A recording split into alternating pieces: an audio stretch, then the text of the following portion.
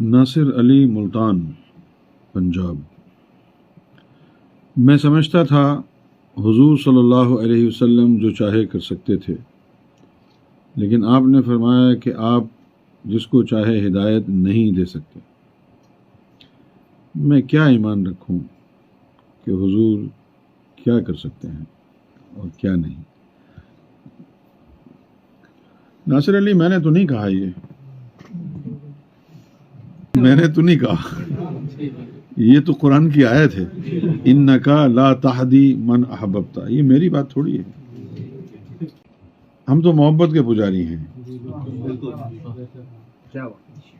یعنی ہمارے گمان میں، ہمارے ایمان میں، ہمارے یقین میں تو یہ بات شامل ہے کہ محمد رسول اللہ سب کچھ کر سکتے ہیں۔ یہ تو میں نے قرآن کی آیت بتائی تھی آپ کو، لیکن میں یہ بتا دوں کہ اس آیت پر میرا ایمان تو ہے کہ یہ آیت ہے، قرآن ہے یہ، لیکن میرا اس آیت سے بڑھ کر ایمان حضور کی ذات پر ہے۔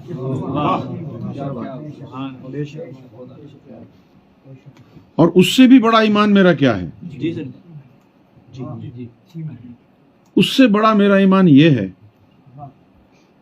کہ میں محمد رسول اللہ کو طاقت کے ترازو میں نہیں تول سکتا۔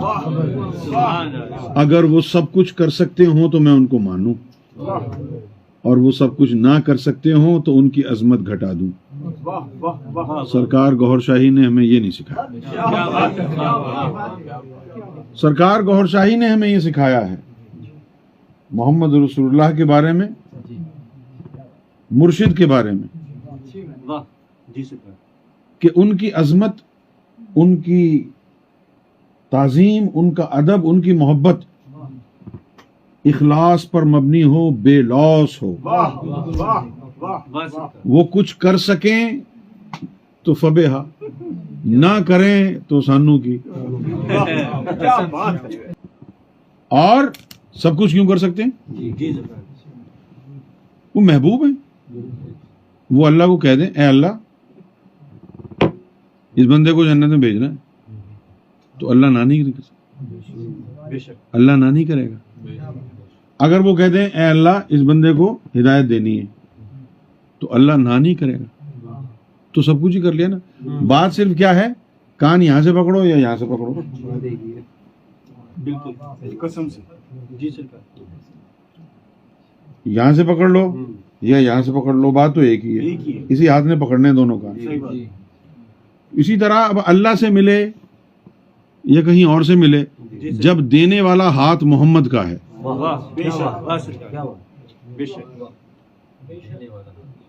دینے والا ہاتھ تو محمد کا ہے، بالکل، اس کے باوجود کہ انکا لا تہدی من احببت، پھر بھی ہدایت محمد کے وسیلے سے ہی ملے گی،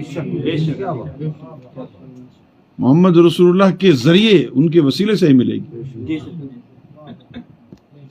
تو یہ ٹیکنیکلٹیز ہیں، ان میں پڑھنے کی ضرورت نہیں ہے۔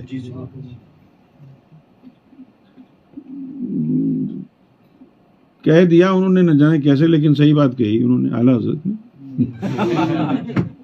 کہ میں تو مالک ہی کہوں گا کہ ہو مالک کے حبیب، کیونکہ محبوب و محب میں نہیں تیرا میرا۔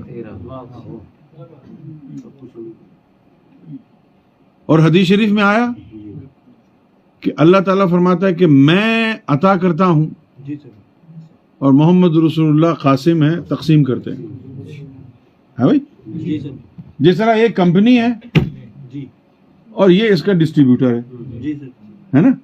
اب آپ کمپنی کے پاس بھی جاؤ گے تو وہ کہے گا بھائی ڈسٹریبیوٹر سے لو جا کے۔ تو ہدایت کے سول ڈسٹریبیوٹر محمد رسول اللہ، اس میں کوئی شک نہیں کہ ہدایت اللہ کا پروڈکٹ ہے، اللہ نے مینوفیکچر کیا ہے، لیکن اس کا ڈسٹریبیوٹر تو محمد کی ذات ہے صلی اللہ علیہ وسلم۔ تو اس آیت کا ہرگز یہ مطلب نہ سمجھا جائے کہ جی محمد رسول اللہ کا ہدایت میں کوئی رول نہیں ہے نا، یہ نہ سمجھیں اس کا مطلب۔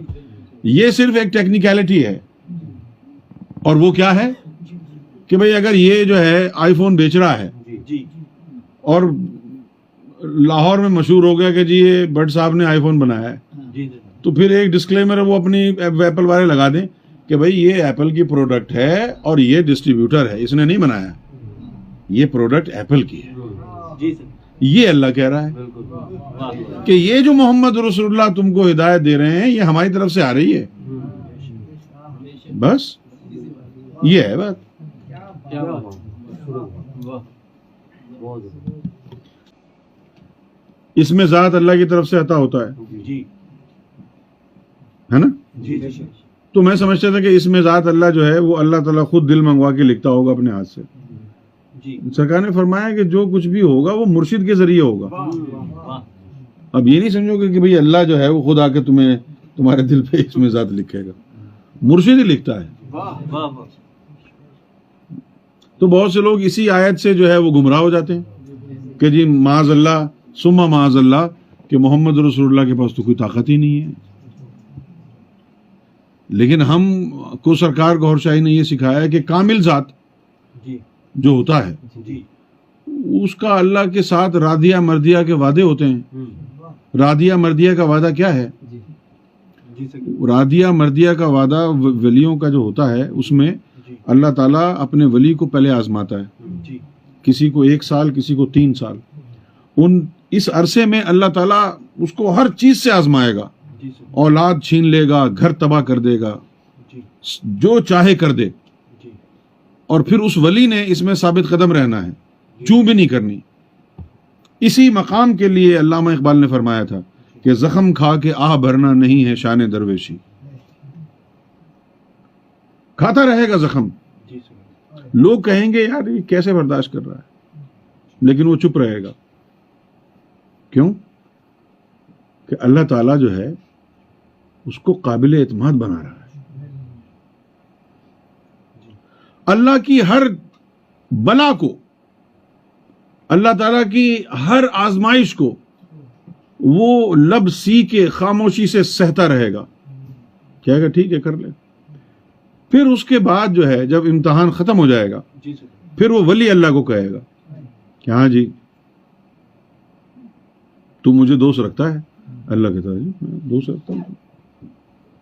تو اب اس کا تعلق اللہ سے کیسا ہو گیا جی سر کہ اگر اللہ نے اس کو کہہ دیا کہ جا بھائی فلاں مقام پر جا کے بیٹھ جا، وہاں ڈیوٹی ہے تیری، جی تو اب وہ نہ نہیں کر سکتا. جی سر اس نے اللہ کی مان لی. اب کسی معاملے میں اس نے اللہ کو کہا اے اللہ یہ 10 جہنمی آئے ان کو عاشق الہی بنانا ہے، تو اللہ نہ نہیں کر سکتا. بے شک بے شک ٹھیک ہے نا. اب ٹیکنیکلٹیز کیا ہیں کہ ہدایت یہ نہیں دے سکتا، اور تم نے کیا سمجھ لیا ہاں جی یہ تو بیکار ہے، ان کی تو کوئی اہمیت ہی نہیں کیونکہ تو ہدایت دے نہیں سکتے، اللہ دیتا ہے ہدایت.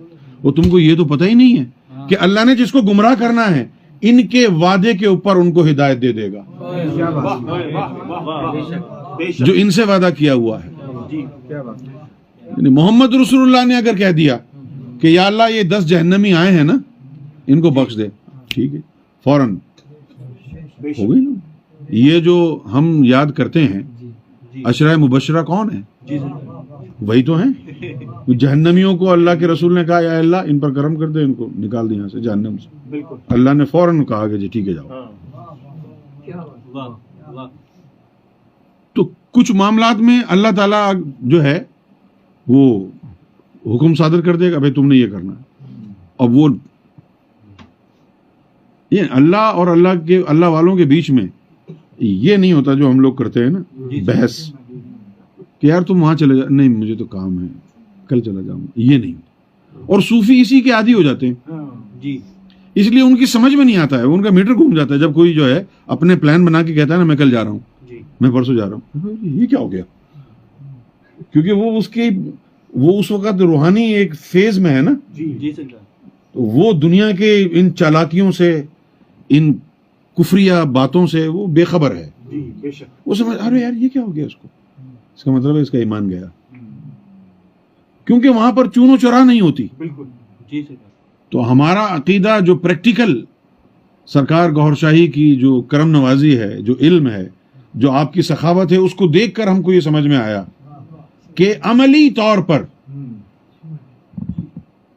عملی طور محمد رسول اللہ سب کچھ کر سکتے ہیں. بے شک بالکل سب کچھ کیا ہے جو وہ نہیں کر سکتے؟ سب کچھ بے شک اب یہ ٹیکنیکلٹیز ہیں.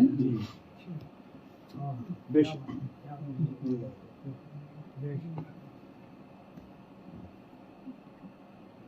اور اگر آپ کا یہ عقیدہ نہیں ہے کہ محمد رسول اللہ سب کچھ نہیں کر سکتے تو آپ کو حضور کا نام لینے کا کوئی حق نہیں. بے شک کوئی اور دین اپنا لو، کیونکہ ہمارا ایمان تو یہی ہے کہ محمد رسول اللہ کی ذات ہی سب کچھ ہے. بے شک بے شک وہی اللہ ہیں، وہی قرآن ہے. بس بے شک بمصطفیٰ برساں خیش را کے دین ہما اوست. واہ واہ تو حضور کی ذات تک رسائی حاصل کر لے. دین ہما اوست، وہی ذات مصطفیٰ سراپا دین ہے. محمد کی ذات سے ہٹ کر دین نہیں ہے. بے شک بے شک بمصطفیٰ برساں خیش را کے دین ہما اوست، اگر بہو نہ رسیدی تمام بو لہبیست. بے شک اگر ان کی ذات تک رسائی حاصل نہ کر سکا جی سر تو پھر سارے اعمال تیرے بو لہب جیسے ہیں. بالکل کوئی فائدہ نہیں ہے ان اعمال کا.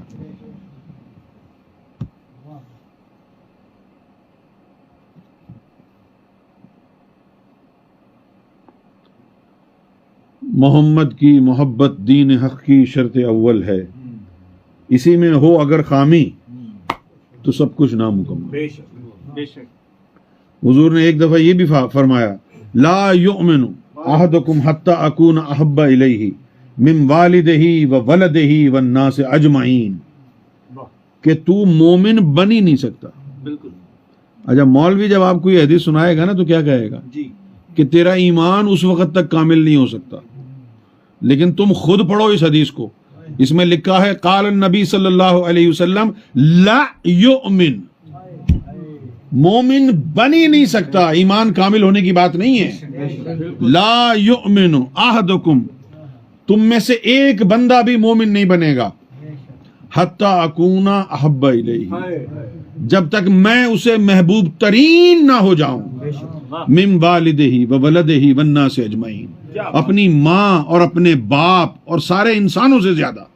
واہ واہ واہ تو پھر حضور کی محبت کے بغیر تو مومن بن ہی نہیں سکتا نا. نہیں بے شک واہ حضور کی محبت تو جو ہے وہ دین کی اساس ہے. بے شک اگر یہ نہیں ہے تو پھر سب بیکار ہے. جی بالکل اگر حضور کی محبت نہیں ہے تو کیا دین اسلام ہے؟ بے شک سب بیکار ہے.